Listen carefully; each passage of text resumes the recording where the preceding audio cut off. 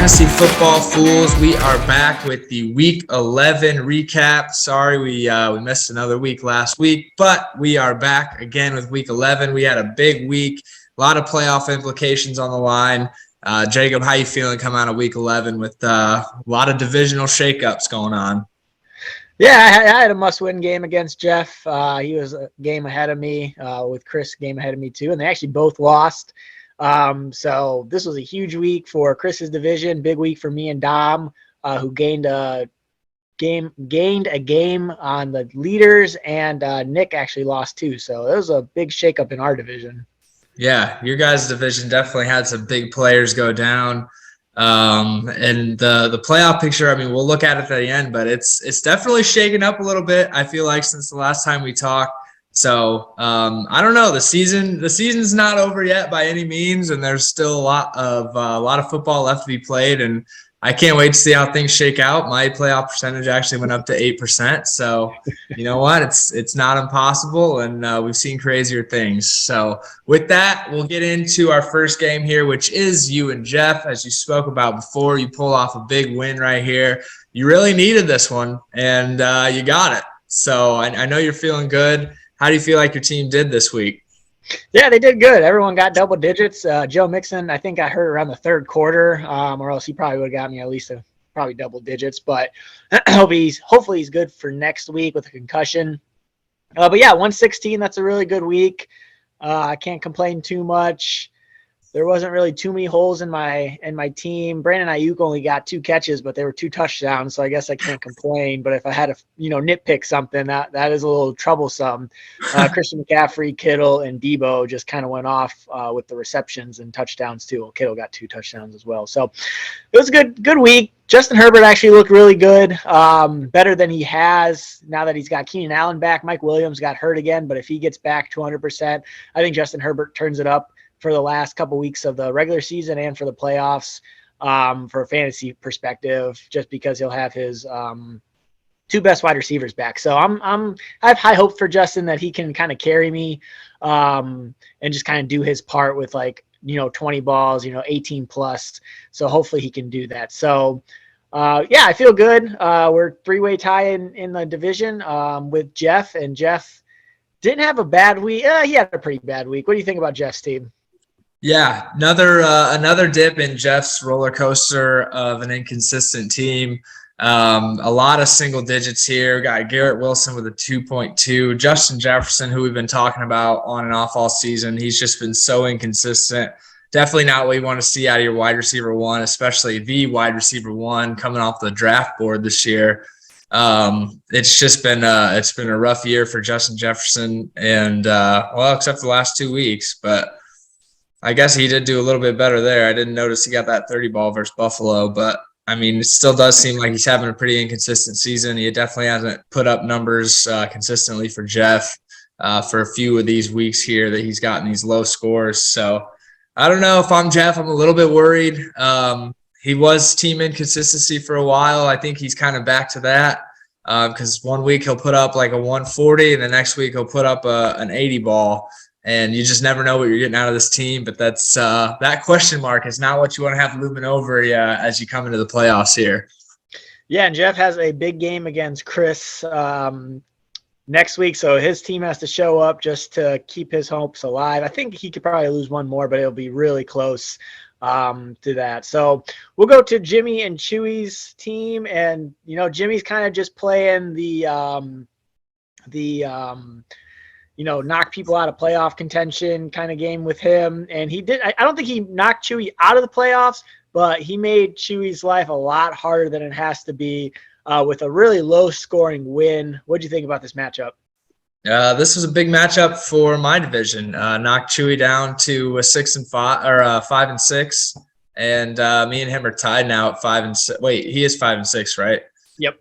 Yeah, 5-6. So now he's tied with me in the division. So this was just exactly the type of stuff I'm talking about with a big shakeup on the playoffs. This is a huge win by Jimmy here to definitely make things a little bit more interesting. I was really hoping that Jimmy was going to be able to pull this off. I was watching that Bengals game just hoping for a random Hayden Hurst touchdown. He didn't get it, but Jimmy got just enough to pull off this win by just over 1 point. But this was definitely a big win for someone like me that's trying to, on the off chance of trying to sneak into the playoffs at the end here. This was huge. Yeah, the big thing about Chewy's team, I mean, Bengals against the Steelers, you would think they'd get you at least a point. I think he lost by, okay, you'd think he'd get 2 points from the Bengals D at least. He gets a 0 ball. That was a really big 0 from Chewy. But the rest of his team just didn't really perform outside of his running backs and Daniel Jones. Low single digits from Tunyon and Foreman. And he had Latavius Murray on the bench with 15, Jarvis Landry with 11. So he had a couple plays that he could have made. I'm not sure if those were in the cards or if he did a last-minute switch. But, yeah, Chewy's got to be kind of sick over this loss. Jimmy's only won 2 games, one against Dom, like week 2. I think I looked that up this morning. And then this week against Chewy. So, I mean, Jimmy's just playing wrecking chances right now. I don't know who he's got next week, but he's just going to try to keep winning just to ruin people's seasons. And that's really all you got to do if you were him. So yeah, and we're hoping Jimmy and James just continue to just beat teams randomly and knock those records down a little bit. But yeah, I mean, if you're Chewy, you got to be coming into this week like, oh man, I got Jimmy this week. It's basically a free pass. Here I go on the road to 6-5. I got this, and then you lose by 1 point to a 79. Yeah. That's tough. That's a tough week for Chewy, but congrats to Jimmy on getting his second win. This was, like I said, this was huge kind of for the rest of the league and for the playoff picture. This was a big one. Yeah, and Jimmy loses Cooper Kupp, so, I mean, you kind of think this is an easy dub, and he pulled it off, so congrats to Jimmy. We'll go to James and Lubasi. I still think James has a 1% chance of making the playoffs. So I think he does. So I still think Jimmy is the only one officially out. But we do have a 100% guy in the playoffs. Lubasi with this win guarantees a spot in the playoffs. And he did it pretty well. 131. I think he had the second highest point total. Yep, second highest point total this week versus James. Yeah, his team did well. Najee actually showed up. I think this is his first game, maybe over 15. Let's see. Yeah. First game over. I knew he had a couple double digits. First game over 11. Yeah. So that's a good signing for Lubasi. If he wants a shot, Najee's going to have to play like a first-round pick. Joe Burrow continues just to throw the ball. Cooper and Brown are his 2 new additions to the team. Cooper did very well. Brown, not so much. I think Brown actually lost a fumble in this game. And then his tight end, nice pickup on the tight end, Juwan Johnson. He's actually had a touchdown in his last 4 games, maybe? 3 games, and then he had 2 touchdowns 2 games before that. So, yeah, it was a good pickup. Lubasi's team is looking a little scarier now that he has a competent wide receiver room. Travis Etienne will replace Kenyon Drake, and then his flex could be Kenyon Drake, Michael Pittman. So he's got a deeper team. I like this team more than I did, let's say 3 weeks ago. It's a little bit more scary. So kudos to Lubasi into making his team a little bit more scary. But I don't think I'm terrified of this team if I see him in the first round of the playoffs. Yeah, it definitely looks a little bit better than it has this year. Lubasi's been notorious for getting low score wins a lot of the year. But, yeah, puts up a 131. This is a statement win for sure, especially the game that locks you into the playoffs. This is a good one to kind of like you said, put a little fear in the eyes of the opponents. I think this team is definitely on the uptrend. So congratulations to Lubasi for making the playoffs, as much as it pains me to say that out loud. It's been, you're 9-2. What can I say? That's a pretty solid season. Another tough loss for James over here. 84 is usually not going to get the job done, but he just got absolutely smoked by Lubasi this week. This team, I've been saying it. It looks defeated. It looks deflated, and they just don't look like they got a lot of life in them. But we're rooting for James in the fact that we need him to come out here and make some upsets and maybe knock off some big hitters to shake up the playoff picture a little bit. Yeah, and his running back, he gets Chase back maybe this week. I think Chase is going to start practicing again, and then Tyler Lockett's on a bye. So those wide receivers are going to be a little better. But, yeah, this team is not great. James did a lot of trades. I think he probably did the most trades in the Yeah. league. Maybe tied with Lubasi, because I know Lubasi did like 3 or 4. So, and Jimmy did a lot too. So we did actually have a lot of trades. I just remember last year we had a lot of trades in 1 week. This year is kind of more spread out. But kudos to James. He had a good season, 4-7. Better luck next year. I know you still have a 1% chance, but I don't think you're gonna get in. So we'll go to Chris and Rudy's team. This was a playoff caliber matchup. Two teams that you could see, like the 2nd and 3rd seed or the 1 and 4 seed. And Rudy takes the cake. Chris just did not have a good game. A lot of his guys kind of dudded. He had a negative in there, which is never a good sign. And then Justin Fields kind of gets hurt in that last drive, so it's going to be interesting to see how much he plays. It's his non-throwing shoulder, so if he does play through it, he might not run as much, and that's basically all his fantasy value right now. So this could kind of kill Chris a little bit more in the upcoming weeks, but we'll see how it goes. What do you think about these two teams? Yeah, I mean, I've been talking up Chris's team week in, week out. He did have a couple buys, or 1 buy at least. Tyreek Hill was on a buy this week. So the receivers aren't at full strength. But, I mean, nonetheless, I mean, this is just a tough week all around. I mean, nobody except for Justin Fields, no one over 20 and a lot of single digits here. And like you said, a negative, that is never a positive sign when you got a negative on there. So yeah, it's just a tough week for Chris, but I think I still think this is one of the better teams. I mean, the running back core is just so good, and now he's got Allen Robinson with Cooper Kupp out for the season. You see, he had a pretty good game, and then to put that with Tyreek Hill. I mean, the team looks solid still. I would still be just as scared of this. Still got DeAndre Hopkins in the flex. So I think Chris's team still looks good, and Rudy's team. I mean, Rudy's team. Undeniably, it's good. It's a good team. Those tight ends are solid. His running back core is a little better, although Darrell Henderson just got dropped today. So he's going to be out of there. But Kenneth Walker, too. He's got Kenneth Walker, and he had Jalen Waddle on the bye. I'm not discounting that at all. He still put up a 114 with those big guys on the bench. Like, I mean, there's just no denying that this team is super solid. Travis Kelce or Mark Andrews could drop a 30 ball any day they decide to. Travis Kelce especially. Jalen Hurts is still one of the better quarterback pieces to have. I mean, this team is just insane. He's got the 1 and 2 tight ends. Like, the strategy paid off for sure. Yeah, Mark Andrews has been really bad just because Lamar's been really bad the last month. So him, not so much. I don't have too much confidence in Mark. Travis Kelce will get you a really solid score. But Mark Andrews is kind of trending downwards. Well, not too worried so much, but, I mean, the Ravens' offense is just flat. But if Lamar ever decides to start playing football, then Mark Andrews is automatically back in the conversation of, oh, this guy could score 2 touchdowns a game. Like, right. I mean, I agree with that, but so far there's no signs in pointing that Lamar and the Ravens offense is going to step up. Yeah, I of all people can agree with that. I mean, it's pretty bad. Right. So we'll go to Dom and Nick's game, which was a very big game in our division. We had a 4-6 Dom versus a 5-5 Nick. Dom pretty much has to win out, and he gets a big win against Nick. Nick's team is just looking worse and worse each week. I feel like the trade that Lubasi got, Amari Cooper, AJ Brown. AJ Brown. That was Amari Cooper was someone else. Yeah, so the AJ Brown was just very lopsided in my opinion. James Robinson.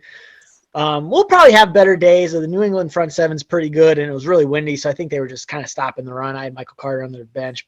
So I think James Robinson might be a little better than he's shown, but Cortland Sutton and James Robinson for probably I would say at least a top 8 wide receiver this year is a pretty price to pay for those two guys. So maybe it'll work out for Nick. The thing that's kind of killing Nick is Josh Allen's been really bad the last maybe 3 weeks. When I say really bad, I mean, I'm not saying he's like really, really bad. It's just to his standards. If you look at his first, 4 or 5 weeks, to his last 4 weeks. It's a little inconsistent or a little less. So if Josh Allen needs to figure it out, but I don't know. I don't think Nick's going to make the playoffs. I don't think Dom will either, just because of the position he is. But I like Dom's team a lot more. But I don't think both of these guys or any of these guys are going to make it. Yeah, I don't know. Dom's team has been pretty good the last few weeks. This is another good week by him. Like you said earlier, Mike Williams did get hurt again. But George Kittle finally coming alive. It's got Antonio Gibson, who's just been a solid piece all year. Derrick Henry always putting up huge numbers. I mean, this team looks pretty decent. He got Aaron Jones from Jeff, I think. And he's also got Mike Evans on a bye and Kyler Murray, who should come back from injury at some point.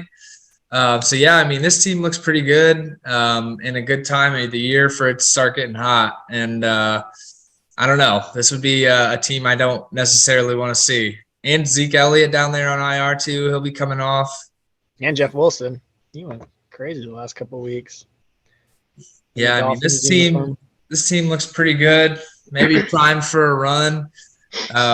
So we'll see if Dom can make some noise with all the stuff getting shaken up. But yeah, Nick's team's definitely on the downtrend. I don't want to say too much about it because I play him this week, and I know that I'll just jinx myself. So I'm going to say that Nick's team is just in rough shape, but I'm sure he'll be able to turn it around. But we'll see this week.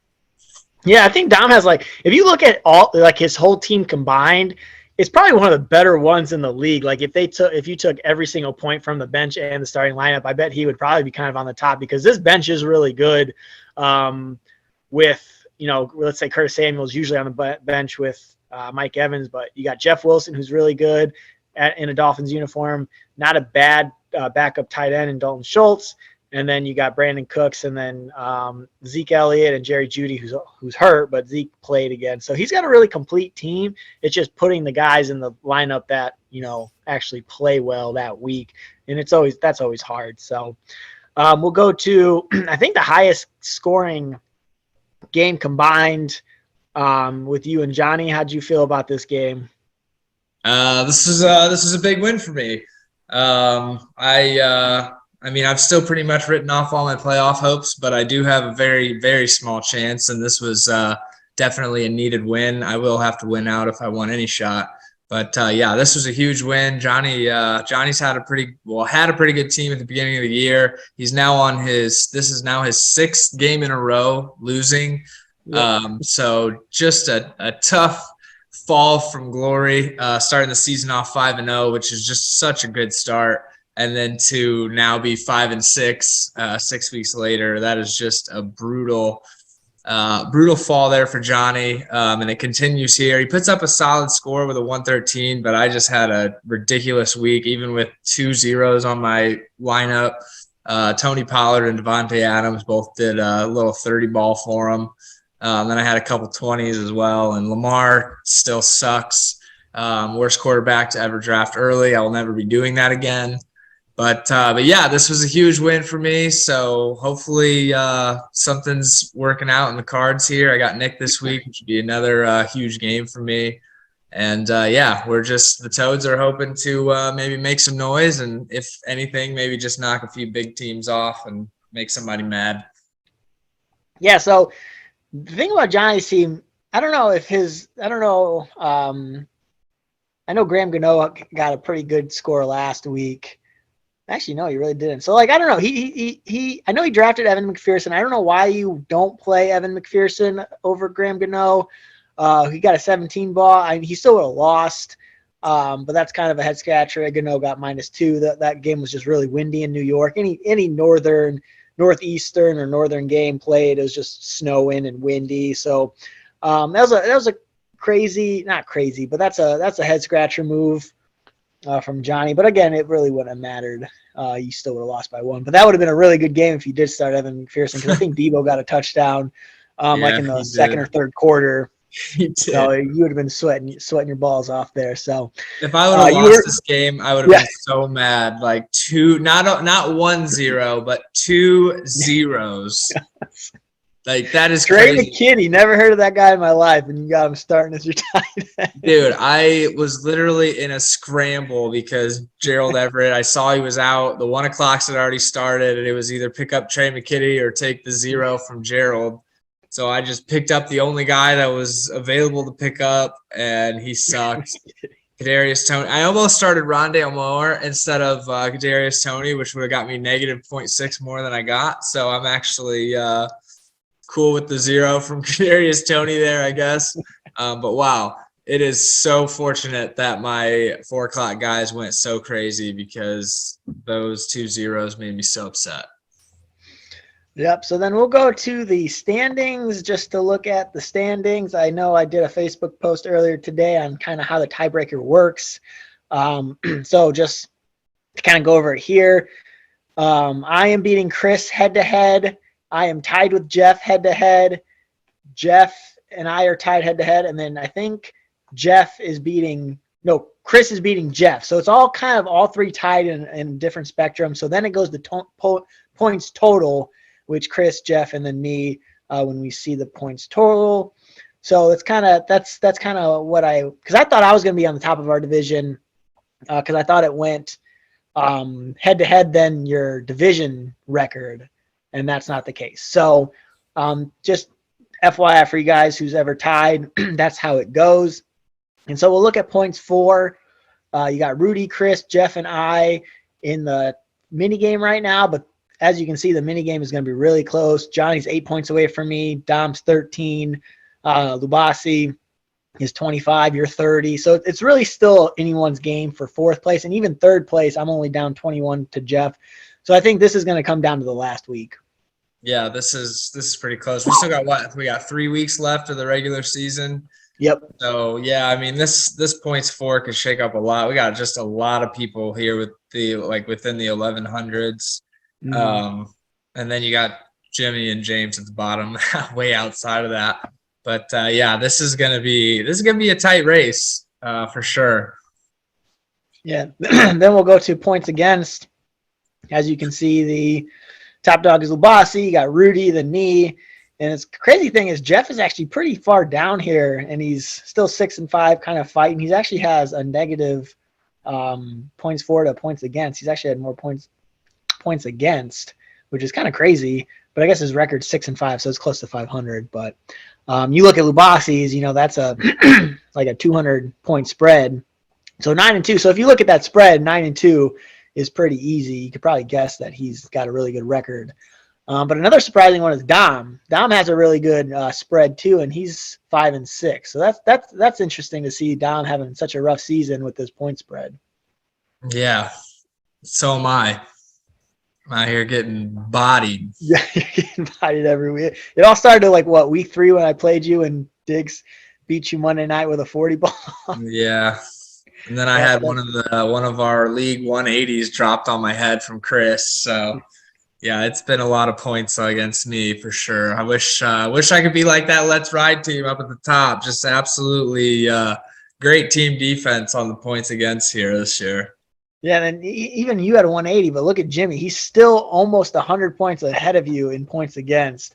So he's actually seen a lot of. He saw Jeff's 180, I believe. He did, He saw like a 138 from Nick, like week 2 or something like that. I was looking at that too. So, we'll go to the projected playoff bracket, and then we'll kind of wrap it up.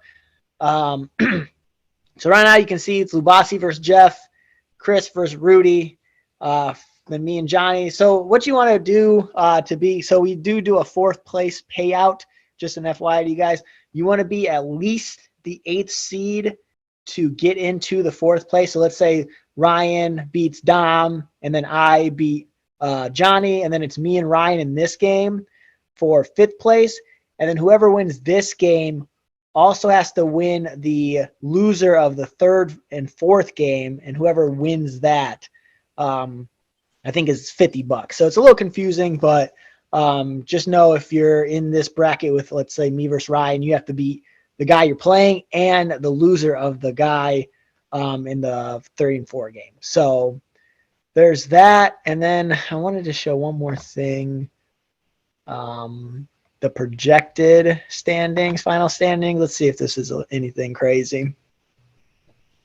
Here we go. Oh yeah, I was looking at this earlier. Actually, it had me up to 6. Me and you at 5 and 6, right outside the playoff picture. Yep. And then I think this is where you started. So I think Ryan was projected to be the 10th best team when you started, and then he moved to 6th best. So he's actually done better than what the algorithm said. And then you can see Johnny has done a lot worse. So has Nick and Jimmy, of course. But then look at Chris. He was supposed to be the worst team, and he was the 4th best team. So, and then Chewy didn't move at all. Everyone thinks he's a 7th place team. He might finish 7th. So that's interesting. So, yeah, that's just interesting. It's kind of fun to look at that stuff, but it's kind yeah, it is. Hopefully, it's wrong because I would like to be 4th. You're gonna need a lot to happen.